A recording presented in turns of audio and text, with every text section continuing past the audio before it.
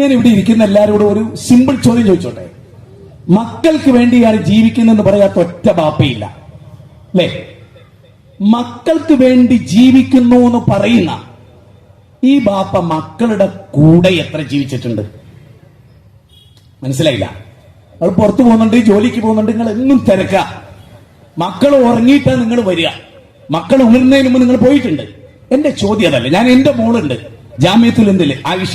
അവൾക്ക് 6 വയസ്സുണ്ടായിരുന്നപ്പോ എല്ലാ വർഷവും ഞാൻ ഓരോ ചോദ്യം ചോദിക്കും മക്കളോട്. ഞാൻ ആ വർഷത്തിൽ മക്കളോട് ചോദിച്ചു, ഞാനൊരു നല്ല പിതാവാണോ? ബാപ്പിന്നാണ് അവരെ വിളിക്കുക. നല്ല വാപ്പിയാണോ? അതെന്റെ എല്ലാ മക്കളും നല്ല വാപ്പിയാണ്, ഞങ്ങൾക്ക് കിട്ടിയ സൗഭാഗ്യമാണ്. പക്ഷെ ആയിഷ മോള് പറഞ്ഞു നല്ല വാപ്പിയാണ്, പക്ഷേ.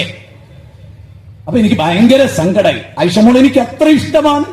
അവളെന്നോട് ഞാൻ ചോദിച്ചു അവളോട്, എന്താ മോളെ ഒരു പക്ഷേ?